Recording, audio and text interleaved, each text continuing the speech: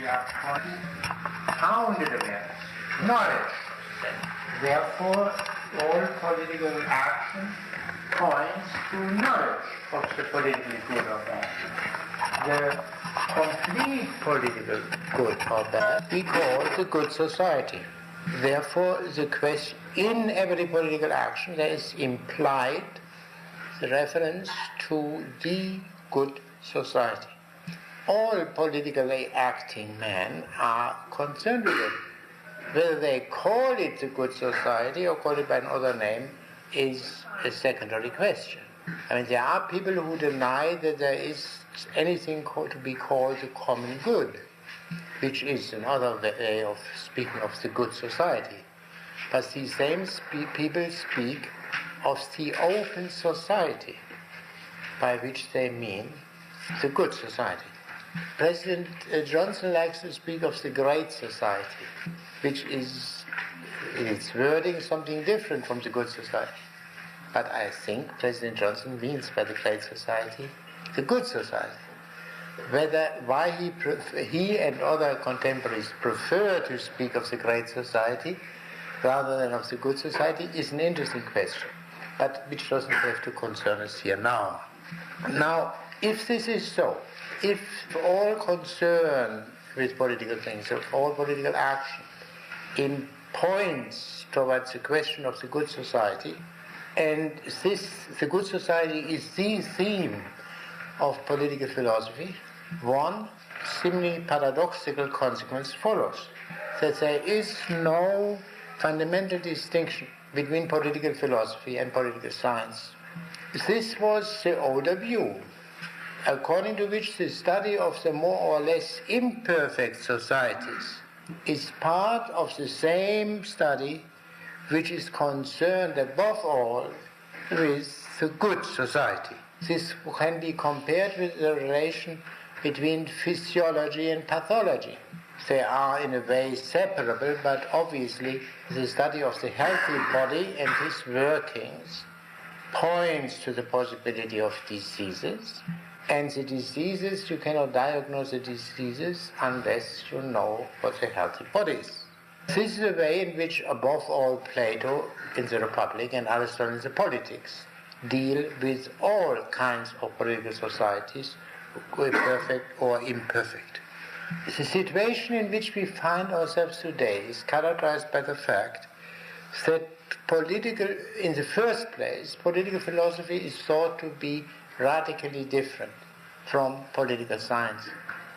In the mildest form, political science is a whole, of which political philosophy is one of many parts. But it is clearer and more straightforward to say that political philosophy is no longer credible at all, and that it is partly the continuation of an ever-weakening tradition which explains the fact that political philosophy is still academically recognized. Political philosophy is no longer credible, and political science takes its place. To make this quite clear, a non-philosophic political science. This is, if not the full reality today, at least the tendency. Now, while this is true and could easily be borne out by quotations, it is also true that political science is in need of what is called political theory. And in this respect, I think there is unanimity. Theory, in contradistinction to philosophy, it can be scientific. Think of the theory of numbers, theory of functions, theory of evolution, and so on. These are all scientific phenomena. Political theory, according to this view, is a branch of political science, among others. Only look at the announcements of this department to see that this is the prevailing view. All fields of political science are related to the others. For example, agricultural politics and foreign aid, i.e. foreign relations. But political theory is more related to the other fields. than any others among themselves. Political theory is the most general of the fields of political science. What is political theory? You would help me if you would answer me that question. Because, I have some notion of what has been suggested in the course of the last 30 years as to what political theory is, but there is a great variety of opinions. Will the most articulate among you tell me? Well, since I seem to be unable to overcome this shyness so becoming young people, I will at least give a few of the views which I found. You find the view, for example, that theory, political theory, this universal discipline which has its finger in all pies, is needed for guiding research. A theory as it is a theory of theory formulations, one could say.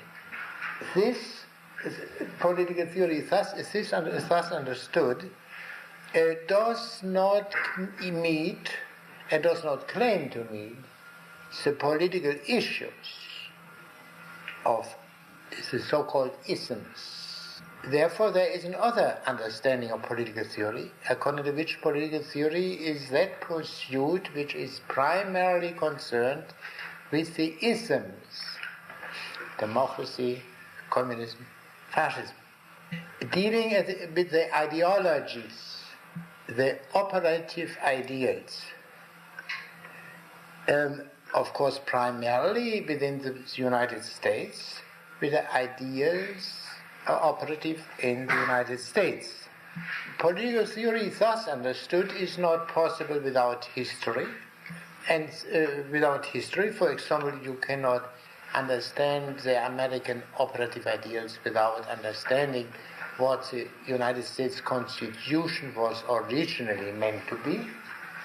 You have to study the Federalist Papers, and if you want to understand them properly, you have to go back to the authorities guiding the Founding Fathers, and guiding especially Hamilton and Madison, Montesquieu, and so on and so on. You are led back eventually to classical antiquity. Now, a third meaning is indicated by the recollection of the fact that 50 years ago, I believe the general answer to what political theory is about would have been to say it has to do with the state. The state understood as a sovereign state. The sovereign state, according to this doctrine, was distinguished from society. And a development took place there around 1900, which led to what is called pluralism, according to which the state is only one of many associations, each having a function of its own, but none of these associations can be said to be superior to that of any other. So the state in particular cannot be said to be superior to the churches, trade unions, etc. This pluralism, the pluralistic doctrine, questioned the crucial importance of the state. And even if we take the state proper, it is easy to observe, especially in a democracy, that its action is determined by the interplay of interest groups, or groups of other sorts. Furthermore, there are movements opposed to the state, denying the importance of the state, anarchism, and to some extent communism. And yet these movements, anarchism and communism, are without any question political movements. So it seems that political is a wider term than state, and therefore it was suggested that the theme should rather be the political than the state. So in other words, the state has lost this evidence which it had for quite some time, surely throughout the 19th century. Now, one can of course also say political theory is sometimes meant to be consist of overall reflections, comprehensive reflections about a policy in our age. What should be the reflections more elaborated than they can be elaborated in an inaugural address, but as I find their expression to some extent within an inaugural address. These are the views of political theory which one would discover on the basis of present-day usage. Did I omit any meaning of political theory with which you are familiar? Please tell me. Now, political philosophy, I said before, has become incredible, implausible. In order to understand what that means, we have to formulate the objections to political philosophy. The simple argument which I stated earlier, which leads from the fact that every political action is concerned with better or worse, this simple reflection has no longer the plausibility which it has had for centuries. Now, what are these objections to the possibility of political philosophy? The most powerful one can be stated as follows. All genuine knowledge is scientific knowledge, but philosophic knowledge is not scientific knowledge. Hence, political philosophy is not genuine knowledge. I will elaborate this while I go. Let us first reflect on the crucial part of this reasoning. All genuine knowledge is scientific knowledge. This view is called, and surely may be called, positivism, and we will first discuss that. Now, the founder of positivism, the originator of the thing, is a French thinker of the early 19th century, Auguste Comte. Now, I'm in a somewhat forward position here. What is more important, to write this on the blackboard or to continue? Auguste Comte. And I will first present the Kantian position, which is by no means identical with the positivistic position as now prevailing, but we cannot understand the positivism of today without having first understood Kant.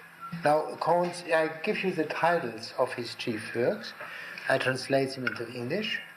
Course of Positive Philosophy, 6 volumes from 1830 to 1842. And System of Positive Politics, 1851 to 1854. Auguste Comte was originally connected with Saint-Simon, one of these early socialists who were called by Marx and Engels the utopian socialists. And there are quite a few things which Marx has in common, which Comte has in common with Saint-Simon. But Kant ceased to be a socialist very early, and nevertheless, the similarity of his problem with the problem as seen by Marx is very great, as we will gradually see.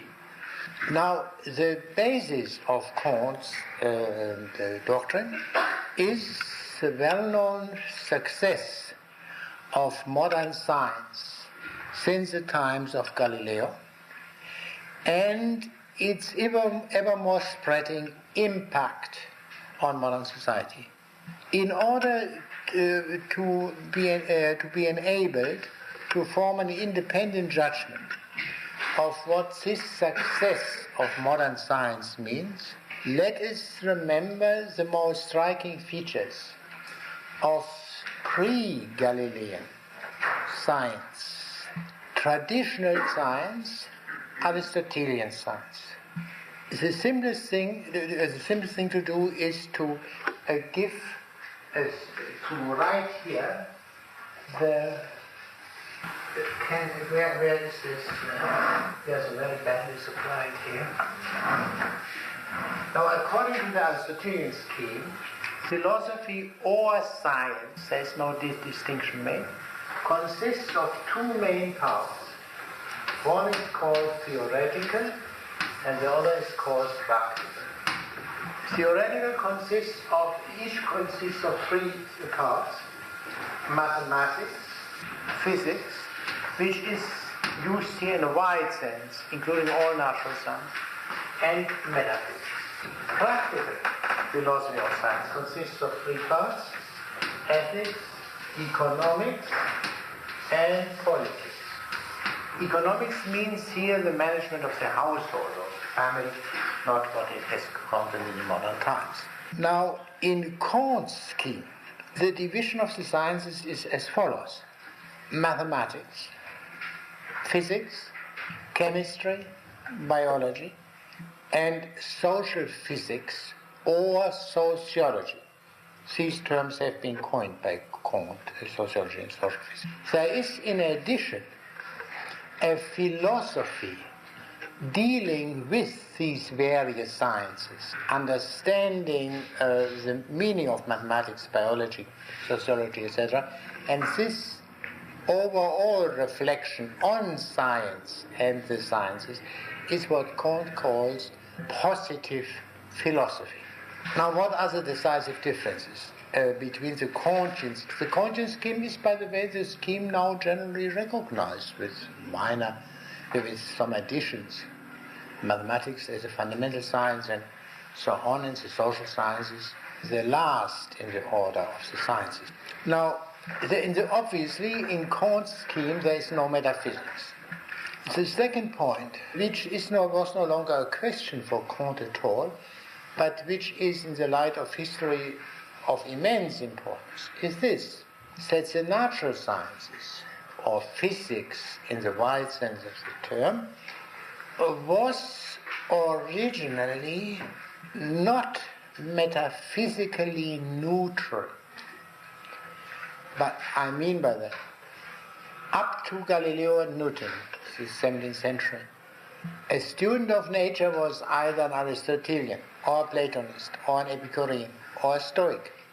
There was not physics, but Aristotelian, Platonic, Epicurean, Stoic physics.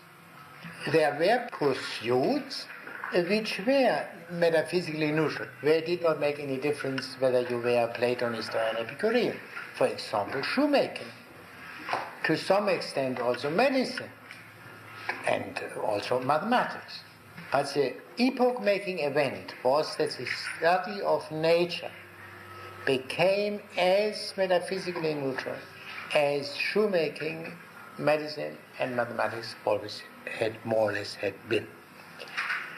The third point which I mention right now is this: that what Aristotle called practical science is here replaced by a theoretical science, sociology. Sociology is as theoretical as mathematics, physics, and chemistry. There is every science, according to Kant, has its practical applications. Naturally, mathematics, physics, chemistry. So has sociology.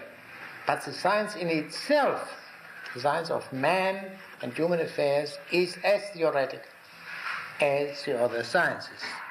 Therefore, for Aristotle, the ethics, or let me speak more specifically of politics, political science, is fundamentally independent of the natural sciences. I mean, that it uses the natural sciences in a subsidiary fashion goes without saying, but in itself it is independent of the natural sciences. But in the Kantian scheme, sociology, the study of human society, is as much dependent on biology as biology is dependent on chemistry, and chemistry is dependent on physics, and physics is dependent on mathematics. That is a crucial difference, and this is, of course, very important for the understanding of what social science means today. It is no longer understood that a social scientist has had a very thorough training in mathematics, physics and chemistry. But on the highest level of social science, this, in the modern sense, this dependence on the preceding sciences, preceding in the order of the sciences, still is of crucial importance. Kant implies that the fundamental science, the science on which all others depend, is mathematics. Mathematics is the model. Hence, science formulates laws, equations, preferably in mathematical form. Now, what positive philosophy, the understanding of all intellectual activity which has reached the level of science means, this one cannot do if one does not know its history. According to Kant, this is true of every conception.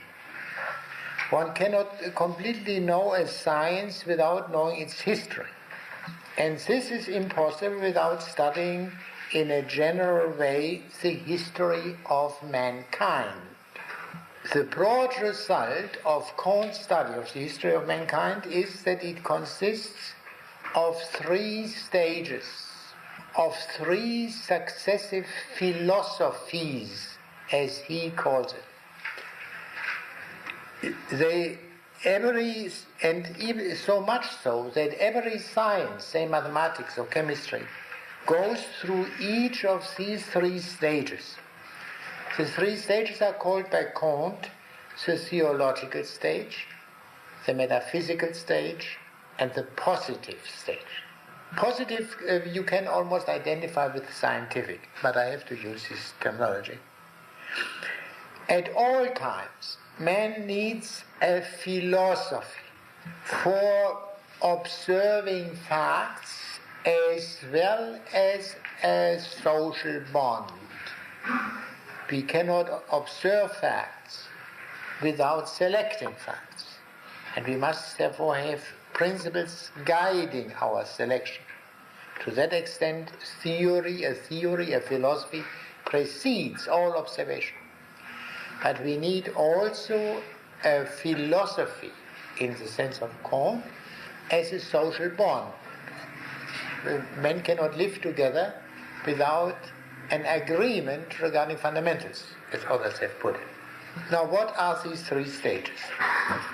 The first is the theological stage, in which man believes that he can answer the grandest questions and that he can exercise an unlimited control over the external world by substituting to the things wills which he can influence.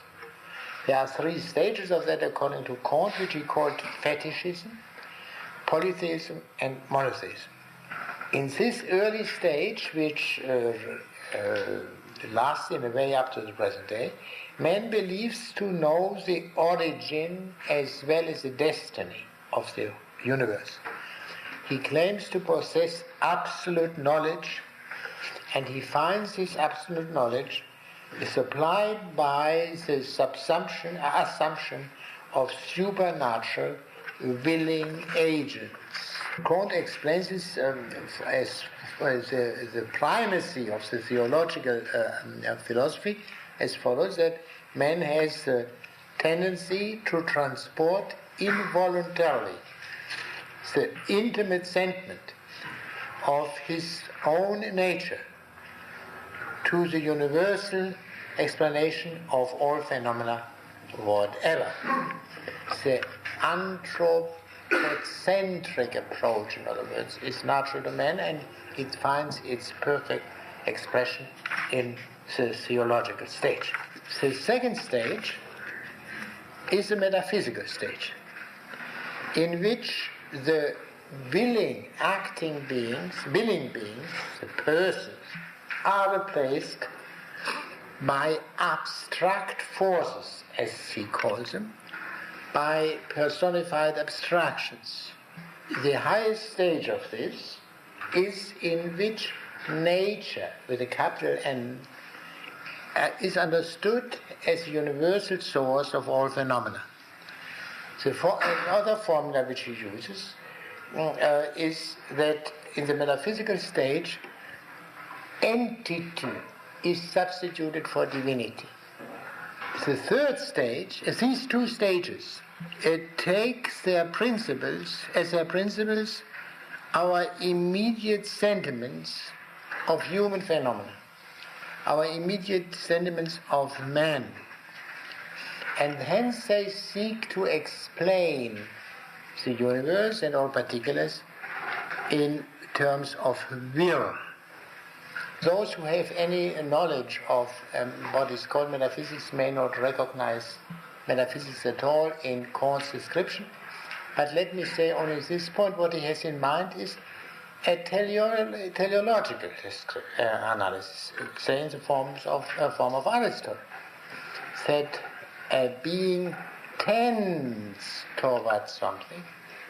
This, of course, is not a will in the being. Say, if you take a worm or any other being which tends towards the peak of its growth, but the very speaking of tendency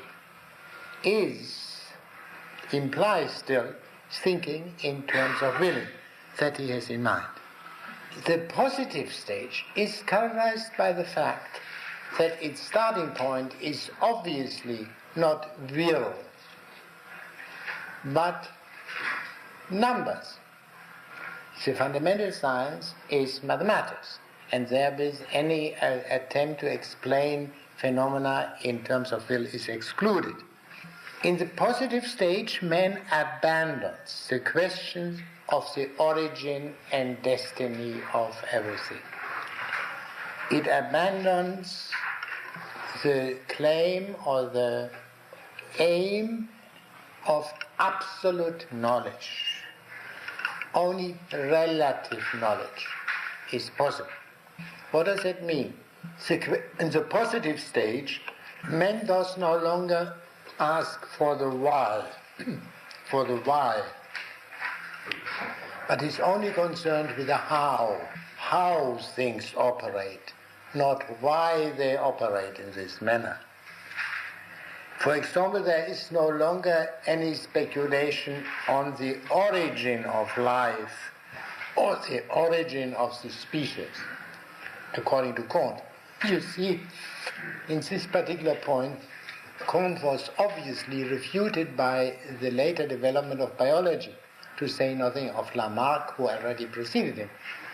But the fundamental thesis that science is concerned with the how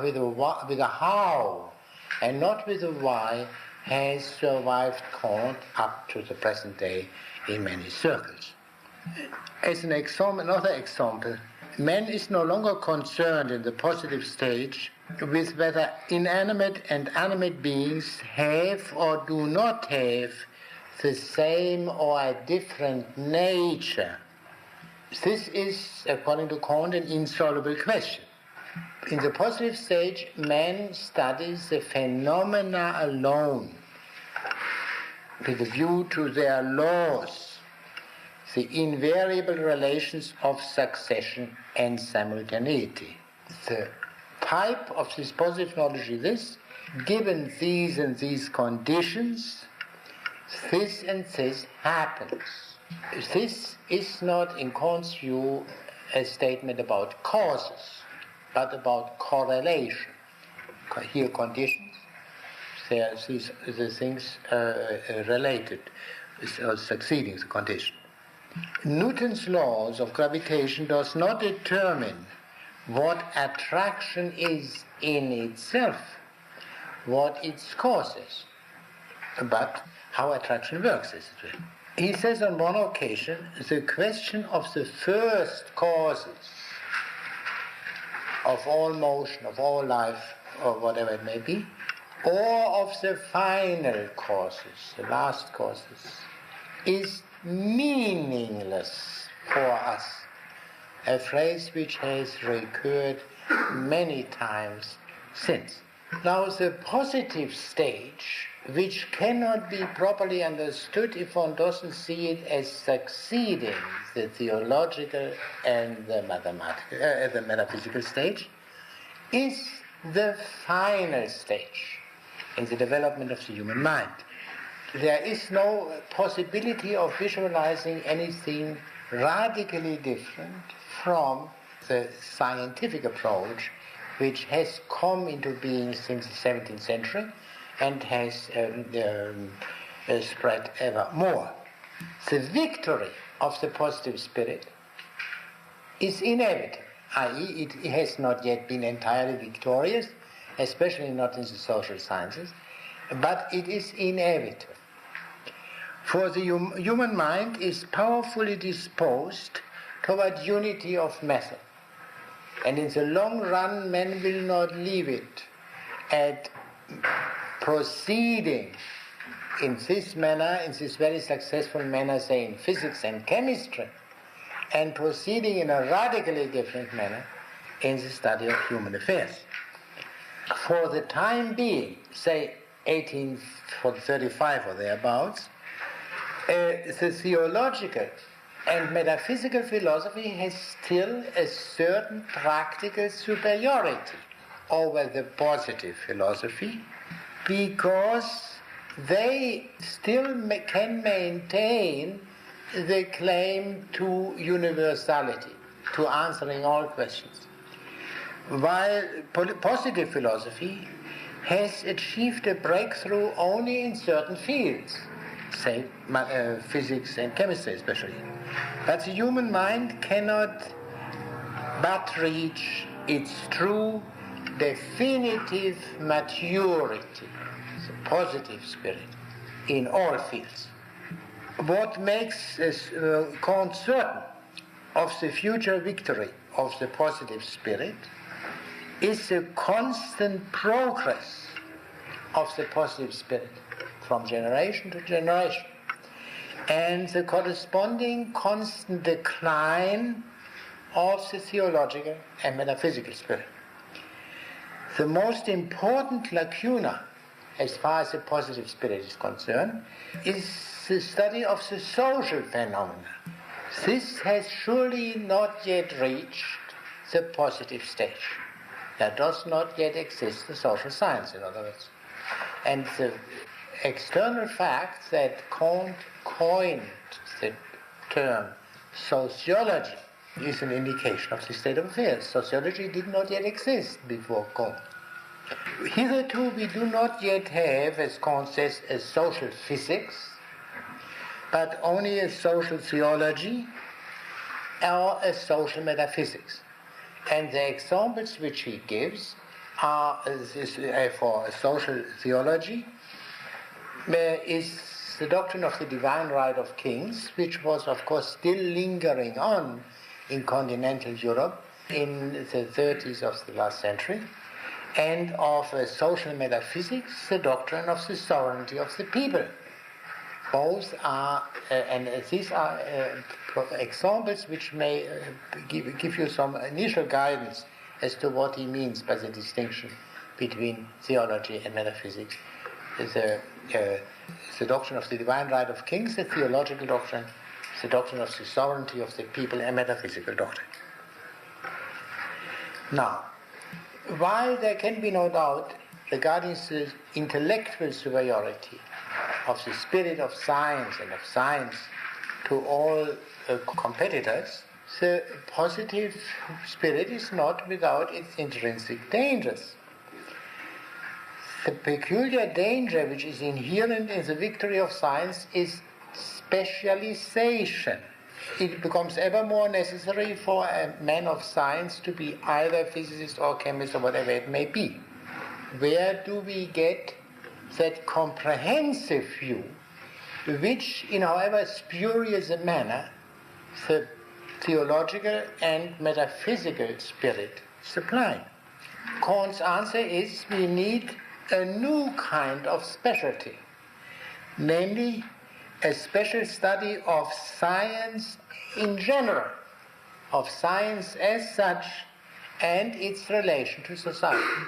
And that is what the positive philosophy of Kant is about.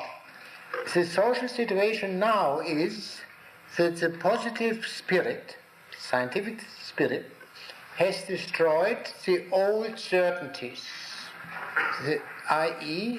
the social bonds which hitherto kept society together.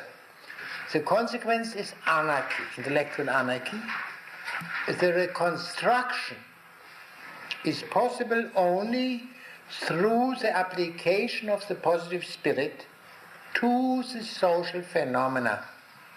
For men need, society requires the assent, more or less conscious assent, of all to a certain number of general ideas. These are no longer supplied by theology and cannot be supplied by metaphysics. The only way in which we can escape the anarchy caused by the destruction of the old certainties is that science supplies these certainties. We must see how he thinks of that. The meaning of science is clearly indicated by the fact that the first of the sciences, the science par excellence, is mathematics. By the way, what Kant says about mathematics is, of course, very much dated. There is no inkling of non-Euclidean geometry, for example. But within the limits of what could be known at that time, I find it very interesting and very clear. And those, I think, very helpful, for, especially also if one wants to understand, or at least to get an inkling of the fundamental difference between modern mathematics, analytical geometry and calculus, in contradistinction to earlier Greek mathematics. It is quite helpful. Now, mathematics meant in Greek originally the same as science. According to Kant, mathematics is a science which aims at the measuring of magnitudes, at determining unknown magnitudes through known magnitudes, according to precise relations which exist between them. This kind of precision cannot be expected in all sciences. Hence, science in general may be said to determine phenomena, unknown phenomena, by other phenomena, according to relations which exist between these series of phenomena. Science is essentially destined to dispense, to the extent to which the various kind of phenomena permit it, of every direct observation, by permitting to deduce from a small number of immediately given data the largest possible number of results. So that theoretical mechanics would be the model of science. Every question can in principle be conceived of as reducible to a pure question of numbers. Descartes has shown that all ideas of quality can be reduced to ideas of quantity. Think of colors and wavelengths and such things. In fact, however, this is possible only for very simple phenomena. It is not possible for the subjects of biology and sociology. In the sciences dealing with more complex phenomena, there exists a fundamental impossibility of our ever obtaining true mathematical laws. Yet this does not entitle us, according to Kant, to give up the notion that all phenomena are necessarily subject to mathematical laws, although we shall never be able to discover them in these large fields. The positive spirit, in Kant's sense, does not depend on the availability of mathematical laws in all spheres. It depends on the expectation of such laws. In a way, the positive spirit is as old as man himself. At all times, man needed, in order to survive, relations between facts. this herb and the human stomach. At all times men had arts which are based on such knowledge of relation between facts. Generally speaking, men must have a reasonable respect for, I quote, the crude but judicious indications of vulgar common sense, the true and eternal starting point of all wise scientific speculations, unquote. In other words, common sense, pre-scientific understanding is highly respectable because it is already, in a germinal way, scientific thinking.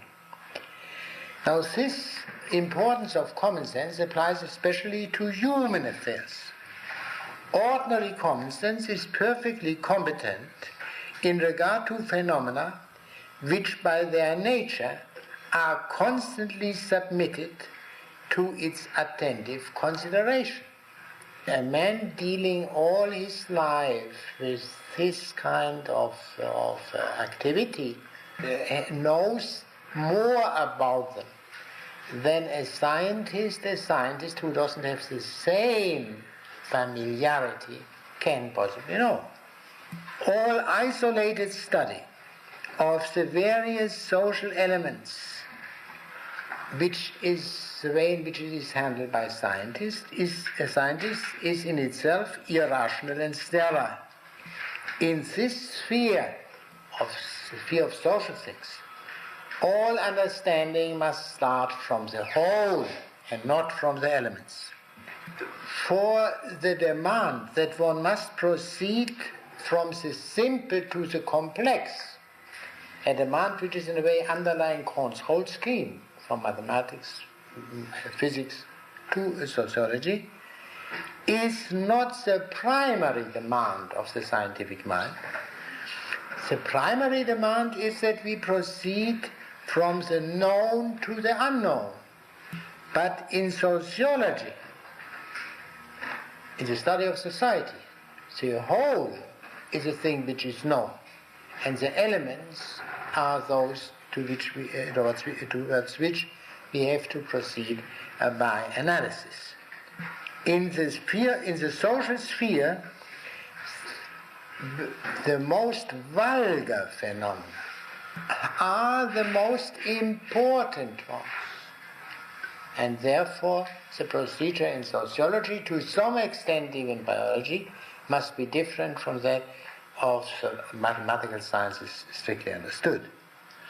The positive spirit, we may say, is universalized common sense, and therefore not in opposition to it. Kant hesitates to assert that this is due to the fact that there is an essential difference between man, the subject of sociology, and brutes, subject of biology, and to say nothing of inanimate things.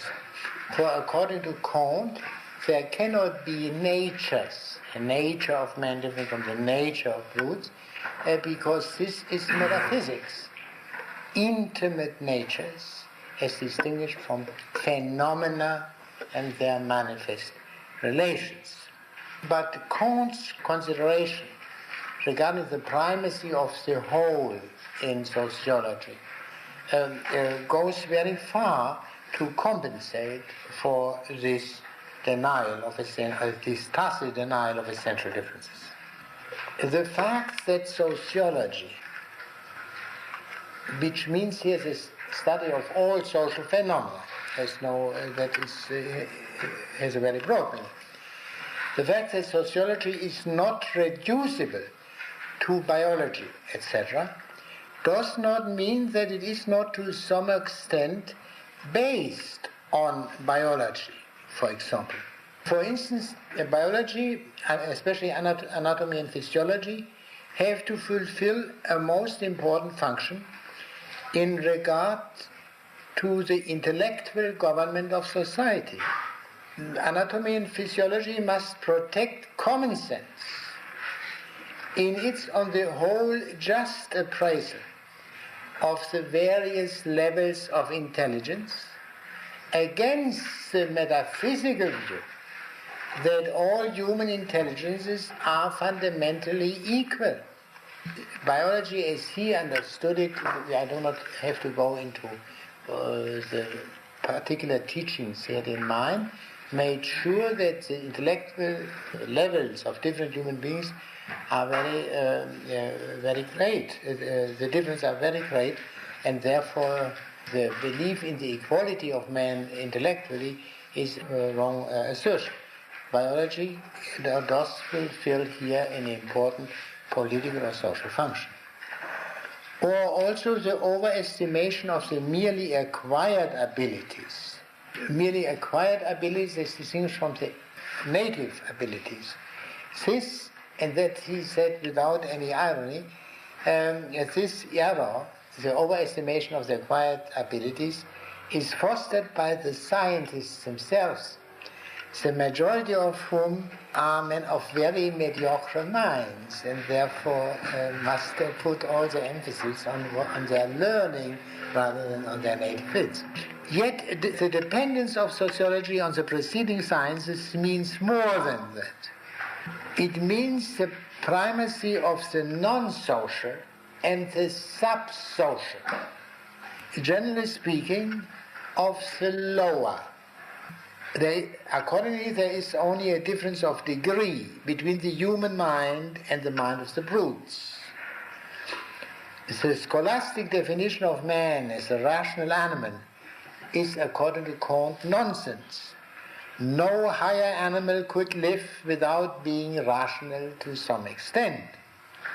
Ideology, which means in Kant's terminology the same as what is now called psychology, is a part of sociology, of zoology. In other words, human psychology as such doesn't exist. Connected with this, in connection with this, Kant teaches the primacy of the passions in contradistinction to reason and intelligence. The passions are the primary motive power in human life, and so far from being dependent on intelligence or resulting from it, they are the powers which awaken intelligence and bring about its continuous development. The passions, not reason, determine the permanent goal of the intellect, and the lowest passions are the strongest. Does this strand, this important strand in Kant's thought remind you of something? Yes? Yes, Hobbes especially, but quite a few men in between. In other words, if we generalize from that, the materialistic tradition of the 17th century going through French materialism is living on very powerfully in Kant. But the interesting thing is that Kant is no longer formally a materialist. That is a meaning, an important implication of positivism. From the positivistic point of view, materialism as materialism is a metaphysical doctrine, and it is and positivism is opposed to to materialism as much as to spiritualism. Yet it has a much greater, it is surely an heir to the materialistic metaphysics. Sociology is in a way the universal sciences.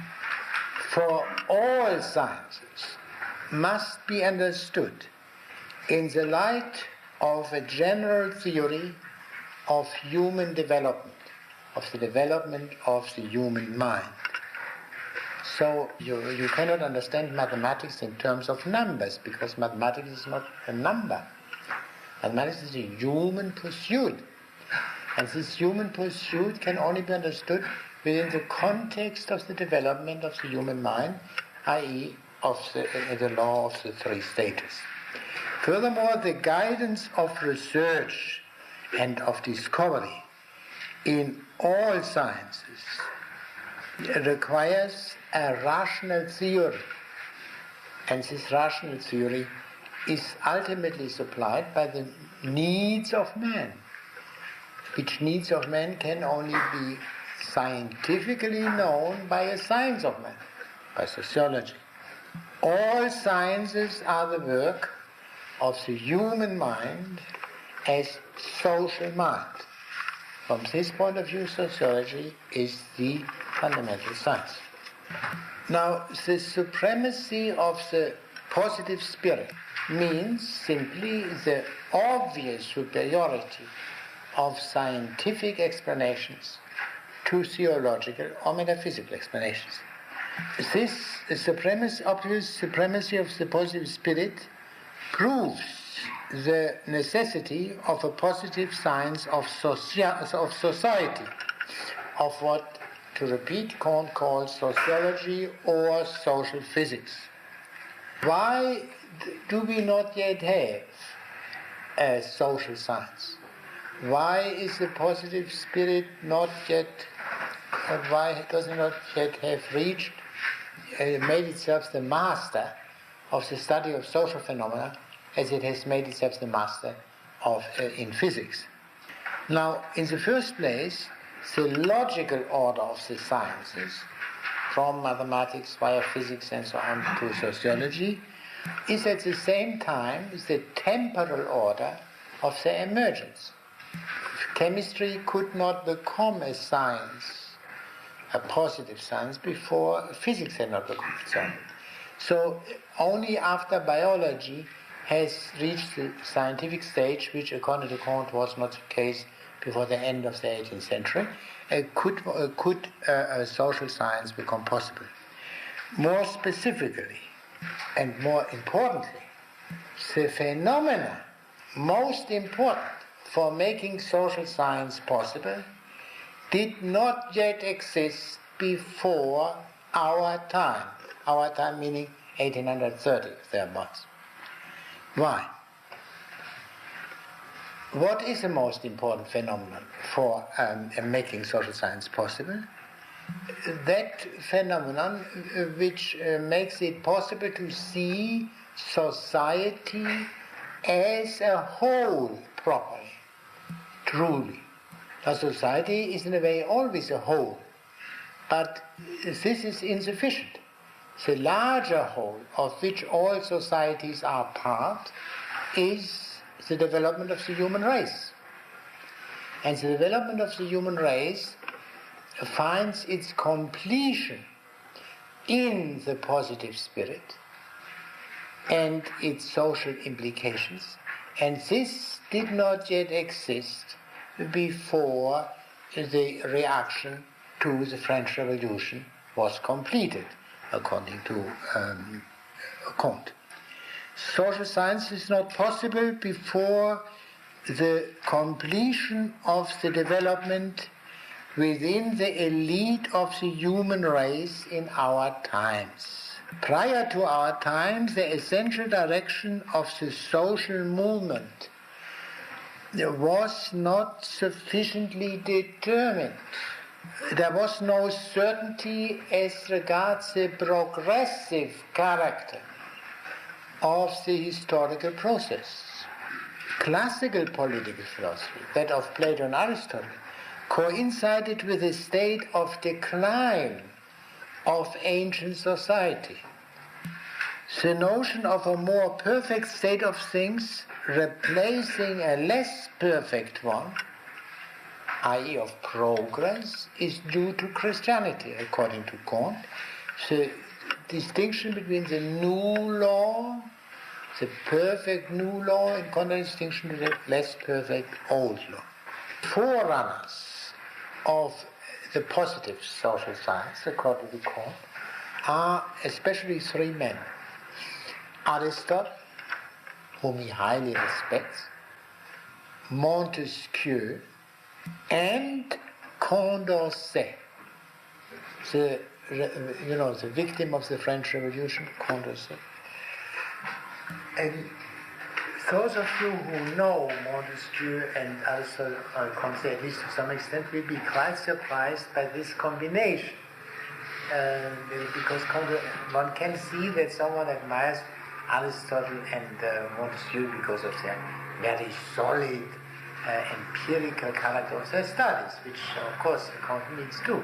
But Kant is very far remote from that. Later on it will be clear to you why he makes his peculiar selection.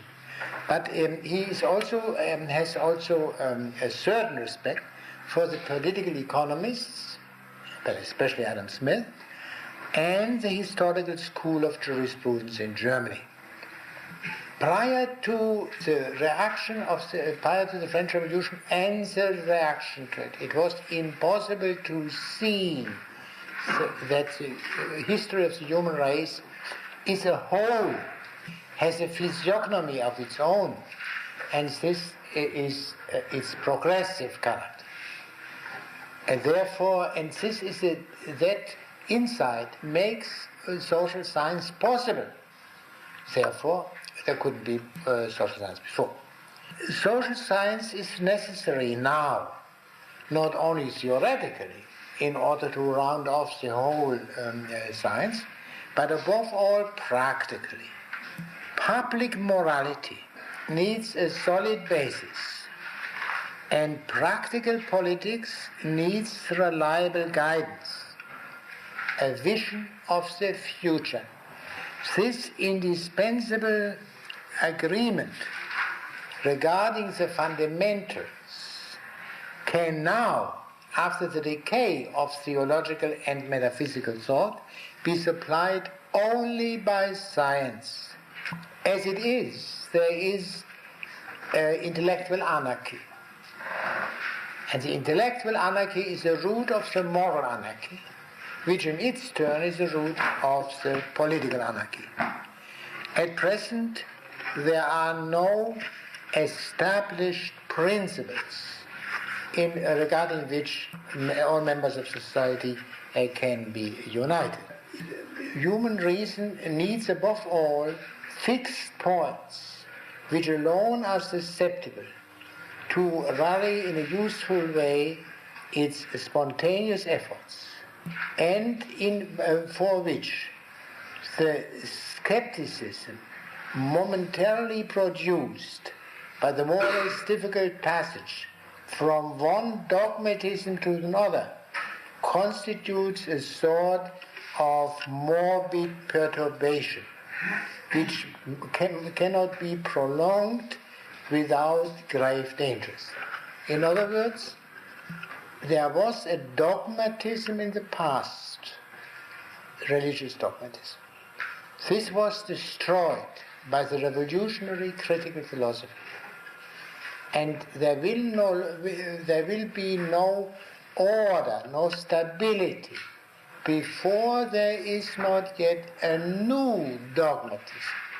And this new dogmatism can only be based on science, because science is the only intellectual power anymore which commands universal respect. This means, Kant doesn't hesitate to draw all the conclusions from that, there cannot be universal toleration. Universal toleration for every opinion is defensible as a transitional thing for the pulling down of the untenable old views and institutions, and so that room is created for the emergence of the new and final, but not in the eventual stage.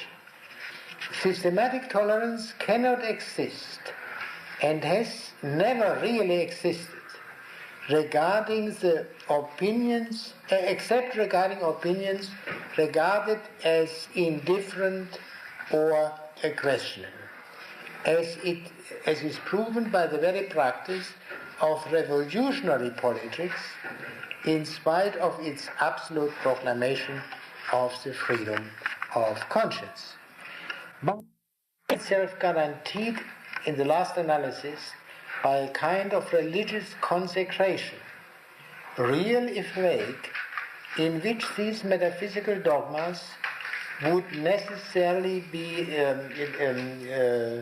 without which these metaphysical dogmas would necessarily be exposed to a continuous discussion which would compromise much the efficacy of these dogmas. He speaks in other contexts of the fundamental dogma of free examination and of the dogma of equality in order to indicate that the revolutionary position which he attacks is itself based on unquestionable premises without which the revolutionary position would be as little possible as any other political position. The root of the present anarchy in morals and politics is, to repeat, the intellectual anarchy. Now, how can Kant diagnose the situation prevailing in his time as chaotic or anarchic? He must have some notion of order, and not merely of a fantastic notion which may not have any solidity, but of an order which is surely possible. Kant indeed takes it for granted that there was once an order, intellectual order, hence moral, hence political, and this was existed in the Middle Ages. According to Kant, Catholicism is the most noble work of the theological spirit. But since it is based on theology, i.e. on untruth, it must be rejected, to say nothing of the fact that it has lost its social power to a considerable extent. In addition, it is already undermined by the critical revolutionary philosophy of the Enlightenment, which, according to Kant, stems from Protestantism, from the Protestant principle of free examination. Theological politics is no longer compatible with society and is forced into one compromise with secularized society after another. Metaphysical politics, on the other hand, let us say Rousseau, to mention, because Kant thinks of Rousseau probably more than of anybody else, is good only for pulling down, not for the construction.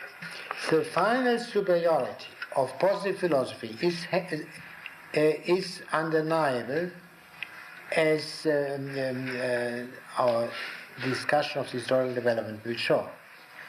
To the positive philosophy alone it belongs, in the virile state of human reason, to develop in us, within our most daring enterprises, an unshakable vigor and a reflected constancy drawn directly from our own nature, without any external assistance and without any chimerical impediment. The propriety to unite as well as to stimulate and direct belong from now on in an ever more exclusive manner, since the decay of religious beliefs, to the whole of positive conceptions, which alone are today capable to establish spontaneously from one end of the world to the other, on basis as durable as extended, a true intellectual community which can serve as a solid foundation to the vastest political organization. This is the practical significance of the positive philosophy. There is then an obvious need for the new order, and this new order is understood as a final order. It is final for the simple reason that science is the final philosophy, modern science. The new order will come inevitably.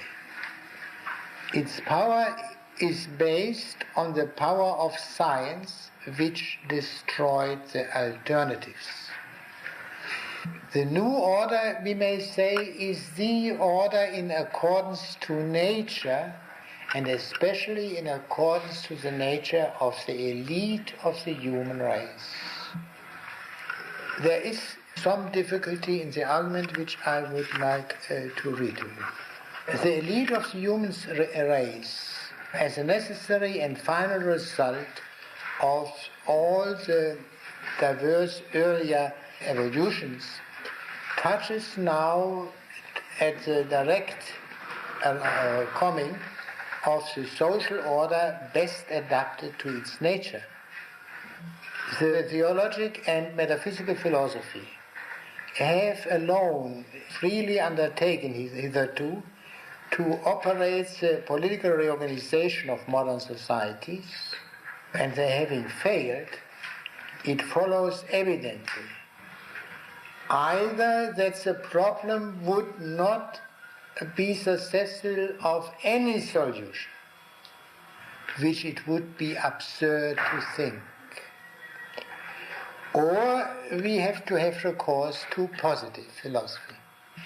Kant does not consider it possible that there might be a problem which is not susceptible, which cannot be solved by any philosophy in his sense of the term.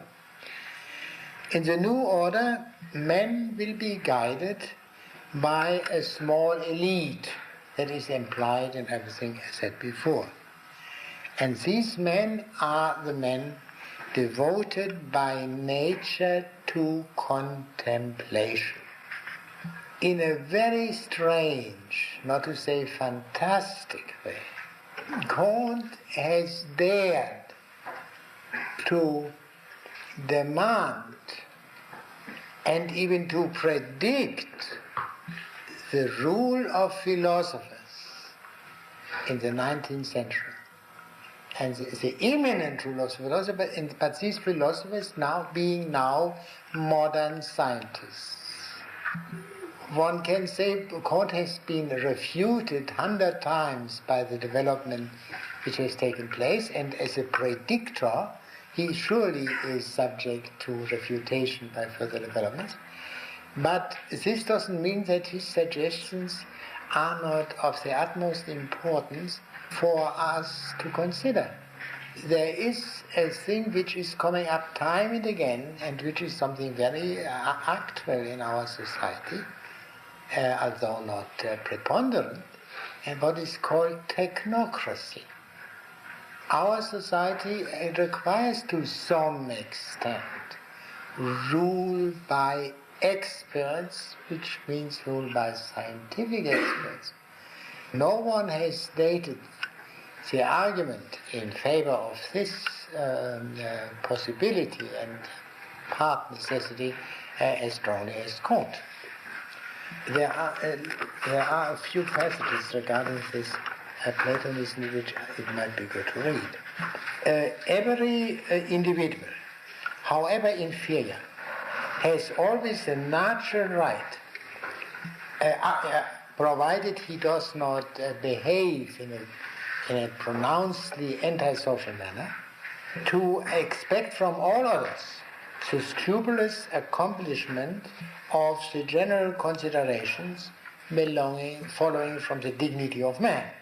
But, in spite of this great moral obligation, which has never been directly denied since the abolition of slavery, it is evident that men are not equal among themselves, nor even equivalent, and hence could not possess in society identical right, apart, of course, from that fundamental right mentioned. Or rather the fundamental right necessarily common to all of the free and normal development of a personal activity. The continuous progress of civilization, far from bringing us closer to a chimerical equality, tends on the contrary, by its nature, to develop extremely these fundamental inequalities. And this is at the bottom of the fact that there must be a government by the simply superior people, and these are, of course, those who are not mediocre scientists. We can say, although Kant never would use such a phrase, it's the rule of the philosophers. That is the only way out. And to repeat for Kant, this is not as it is at most in Plato, a wish, a pious wish, but something which he can predict, because there is no other solution to the social problem, and the social problem must have a solution. That it would be absurd to think that it could not have a solution, as we have seen. Let us now turn to some details of Kant's sociology, or of his positive political philosophy, as he also calls it. He still speaks of political philosophy as a matter of course. I see it is rather late, and this would lead us much beyond time. I propose, therefore, that we use the remaining few minutes for discussion. There must be some... Yes? Earlier, you said that Kant favors the passions over the reason. Favors, one cannot say. Yeah. The passions are primary and stronger. Yeah. Primary, well. Yeah, and stronger. Now, Strauss said this is reminiscent of materialism, and not formally materialism, because he denies the possibility of metaphysics. And my question is, on what grounds does he claim the primacy of the passions, and if these aren't metaphysical grounds, what are they? He would say observation. The study of men, individual men, will show that apart from very rare exceptions, due to particular circumstances, the men are more passionately they are more passionate. Passion in the wide sense. I mean, not only noble passions, passion in any kind, then rational. Then you're saying that for Kant to consider it a sufficient argument that an overwhelming percentage of people did something, you consider that? No, not quite. I mean, there is one point into which I didn't wish to go because it would really lead us far. He has, regarding biology, he thinks very highly of one writer in the early 19th century called Gall, Gall, the founder of a thing called phrenology, the study of the brain. And he was in a way a very materialistic man, believing he had found the locus of each mental activity in a special part of the brain. And so on the basis of this, I've forgotten now how he localized where he localized passion and where he localized reason, and what the bulk of the passionate part of the brain compared with the bulk of the rational part of the brain, if one may say so. These things do play a great role in Kant. But still, I would say this a view of the preponderant power of passion in the majority of men was a rather common view. I mean, Plato and Aristotle wouldn't say anything different about it. Only the possibility of truly rational men was more important for Plato and Aristotle than it was for Hobbes. This is, I think, the different point. I mean, what is your... In other words, you think that this is not sufficiently established in a scientific manner according to the notion of science which he has. Yet to which Kant would reply that common sense is not so untrustworthy in these matters as it is according to the now prevailing view of science. In today such assertions would be questions by scientists if they have not been properly established by what is called scientific methods. This was not Kant's view. Kant thought that in matters of such grave importance for men, the ordinary experience of men throughout the ages is quite trustworthy. And he would contend that this general experience of man throughout the ages confirms that men who are rational are an exception rather than the rule. And of course, Kant wants these men, these rare men, to be the rulers. He doesn't draw the conclusion, since passion is more powerful, it should not be controlled, it must be controlled. The details, how he thinks, how he visualizes this control, I will discuss next time. Because if there were not a partial control of passion by passion, a reason couldn't do very much, This was already a great theme of people like Hobbes, that the passions counteracting each other creates a possibility for reason to throw its weight on the right side. And therefore reason doesn't have to be so powerful in itself.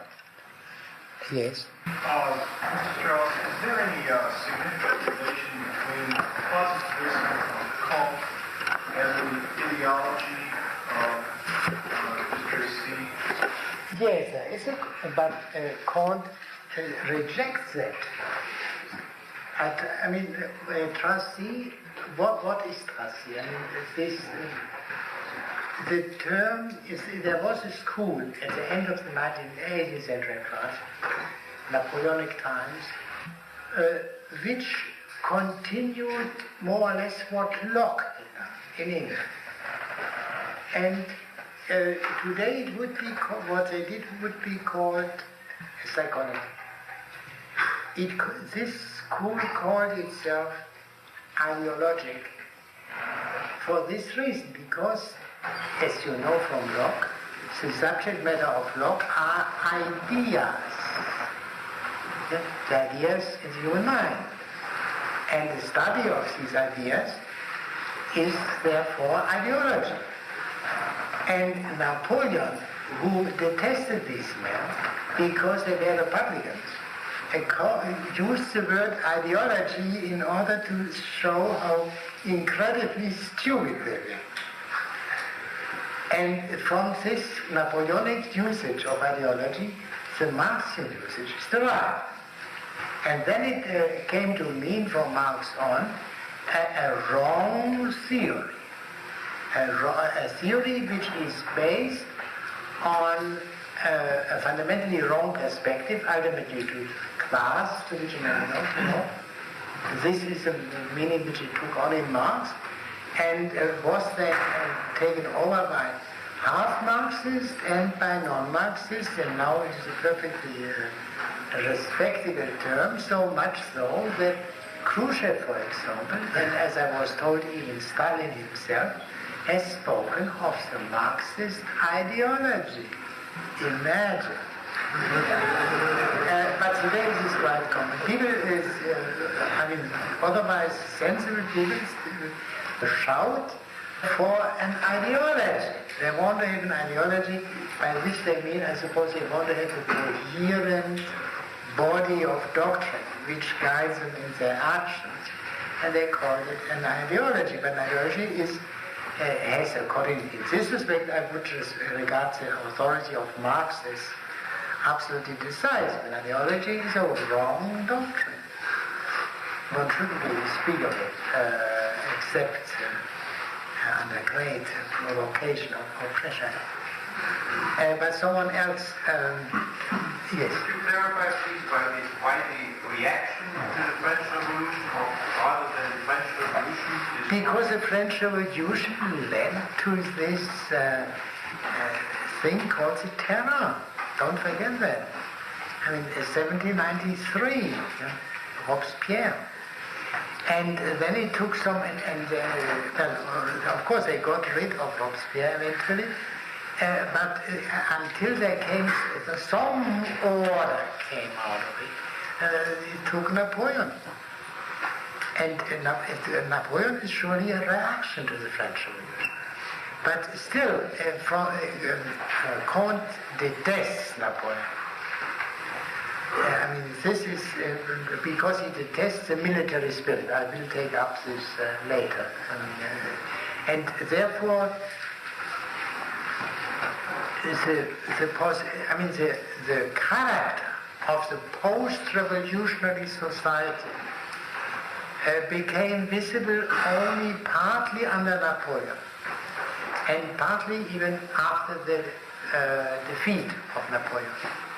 In very briefly, the industrial society. And that is the point toward which Kant is working. The two powers now determining the world are science and industry. By the way, the two names are combined in the designation of a museum, very close to the university. Science and industry. In opposite, and the idea being the alternative is religion and war. This is a perspective.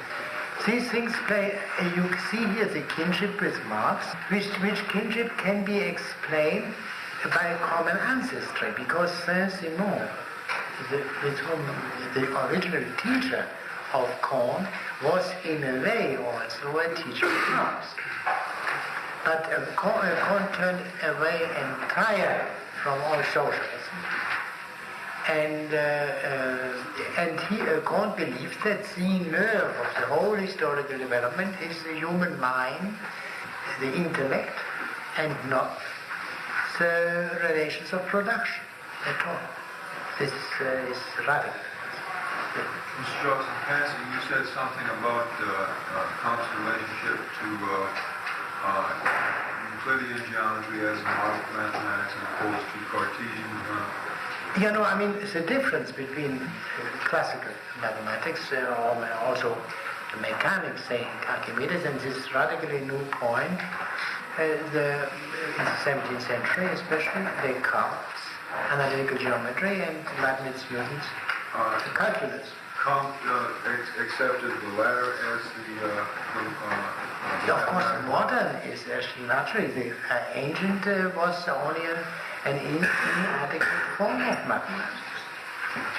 Surely, the modern development, what he understands by the positive spirit, by the scientific spirit, is the spirit of modern science, which was prepared to some extent by Euclid. May I